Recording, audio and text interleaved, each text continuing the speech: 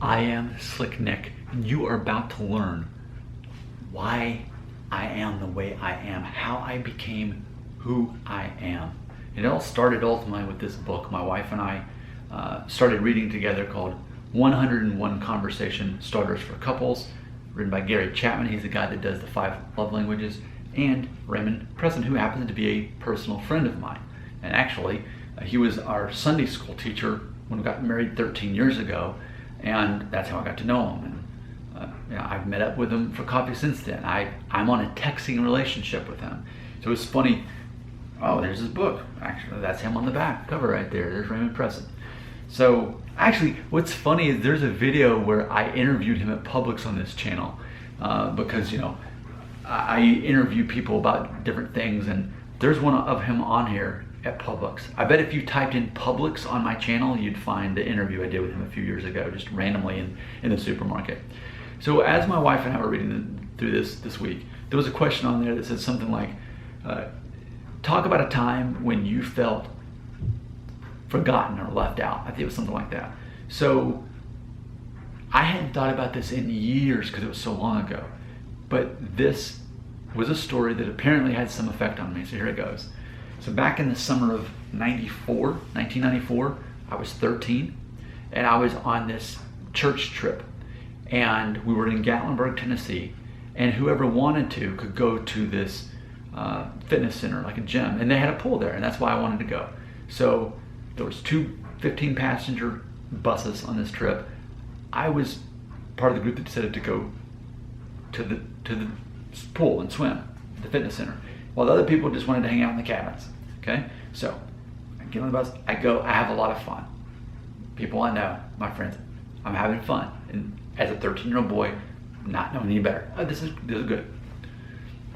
Well, I remember they said, okay, we're gonna leave out in 20 minutes. I thought, you know what? There's a shower. I'm gonna go ahead and take a shower real quick. I come out, it was less than 20 minutes, and the bus was gone. They drove 45 minutes away back to the camp, the cabins, and they didn't realize that I wasn't on the bus. They even did like a roll call on the bus, but somehow they thought I was there and I wasn't. So a 13-year-old boy, now this is 1994, so there's not really cell phones. I just had to wait for someone to figure out that they had left me behind. So eventually, people realized that I had been forgotten. They drove back and picked me up. So I think that's a very important story as far as my identity goes, because it had confirmed, I think psychologically, what I had been dealing with as a younger kid. And that is, people would constantly remind me, Nick, you're so quiet. Nick, you're so shy. I'll give you a story.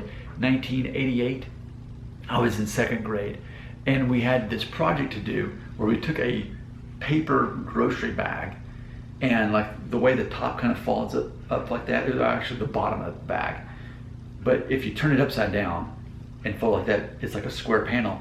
And we were to make basically a costume about an animal that we wanted to learn more about. So we had to get our encyclopedias and learn. So I chose an earthworm. Yes.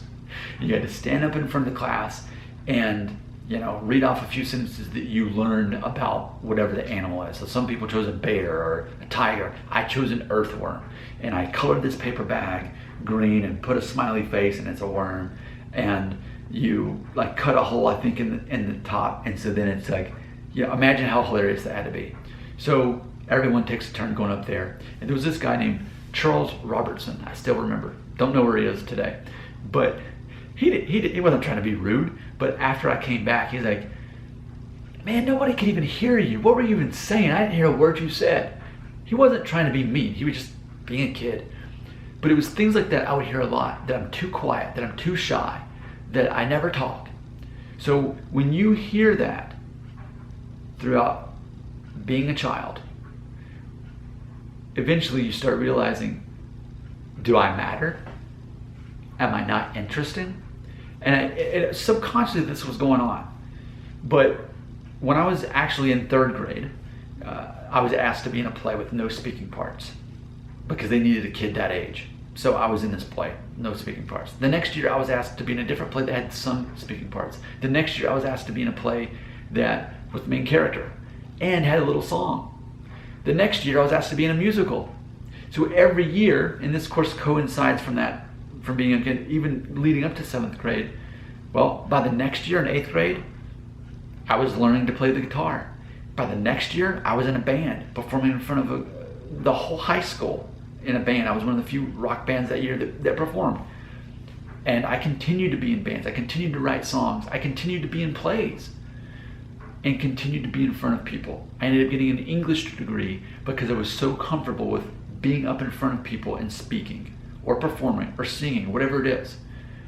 Here's the hard part for a lot of people with the story, what I'm about to say. I'm still an introvert. I never stopped being an introvert, but I learned how to perform. Why? Because if I didn't do that, then I would feel that I was not valued by everyone around me. It became an insult for people to say, "You're so quiet, why don't you ever talk?" The translation I heard was, if you don't talk and you're not, then you don't matter. So much so that by the time I was a senior in high school, no one thought I was shy or quiet by that point. And it largely started changing by the time I was in 8th grade. That was probably the last time, probably 7th grade was probably the last time, and that was that trip I got left behind on. And I think after that, no one ever said that to me again because I made sure that it wasn't true. Even though I'm an introvert, even though I get drained by being around other people, instead of, if you're an extrovert, you become energized by being around other people. As for me, the whole working from home thing, I've excelled in it because I love not being around people all day. I'm very good at communicating with people. I love to encourage people, but boy, do I love time by myself. I need that time to process things, and it's how I get my energy levels back, is by not being around people. And it doesn't mean I'm difficult to be around. It just means that that's my default. I love going out and being around other people. Tomorrow I'm going to my friend's party there, birthday party. It's gonna be great. I'm gonna love to see everybody. But ultimately, I'm an introvert. It's just that I've learned how to communicate. I've learned how to perform. Because without that, back in 1994, I learned people really would forget about me. People really would leave me behind. That's what happened. And had it not happened there, it would have happened somewhere else, where I was so quiet that people didn't even realize whether or not I was there with them. So I made sure that they wouldn't do that anymore. What's funny is I often am the person who initiates conversations and then just stops talking, and I smile and I listen. That's something I've learned to do. People in turn think I talk a lot, but I often don't. It's funny, at my work we have a video call every Friday, and we have this fun little topic debate every week. So one time it was Disney World versus Disneyland, things like that. And so people know that I'm very animated during these video calls. Funny thing is, and I actually timed it with my phone yesterday, I spoke the least out of all 25 people on the call. But by the end of the call, they thought I had talked the most. Well, no, I just interjected with a funny little quip or joke and stuff. And when it came my turn, I was prepared for it. I talked the least. But at the end of that call, they thought I was the most talkative. And people even said that. Nick, man, you probably talked the most on this call. Someone actually said that, and I was thinking, I won't correct them, but no. Because I initiate conversations, I get people to talk about themselves by just having interesting topics. And when I do need to perform, I do. If I do need to fill 3 minutes, people at my work have asked me to do that before. They're like, Nick, we're still waiting on some people to meet. Why don't you tell us something funny? And I did. I was ready for it. I filled that gap. I made it less awkward for them. And I didn't talk again after that. I've really excelled in learning how to do this. But ultimately, it's because I was an introvert who didn't feel valued by society. It didn't change who I am. I happen to be an outgoing extrovert. And there's other people who identify as extrovert. I should say that again. I identify as an outgoing introvert. That's what I meant to say. Outgoing introvert. And it's a paradox. It's hard to even say it out loud, isn't it? I'm an introvert, but I'm outgoing. I've learned to become that.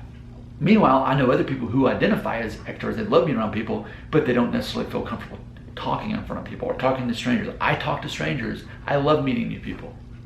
So that's the backstory. And I only learned that this week thanks to my wife and I going through this book. I'm never going to stop being an introvert. that's who I am. But I've learned to hack the system. I've learned how to communicate. And I actually ended up getting a degree in English, which even enhanced my communication levels even better. Because on top of everything else, I'm not good at math and science. So I needed something to work for me. So I invested in this whole identity of this outgoing, confident person. And people believe it. It's not that I'm not confident. If anything, I'm very aware of all the things I'm not good at. So I just make this presentation of a person who seems confident in everything he does, even if he's not, AKA fake it till you make it. Your comments belong right here.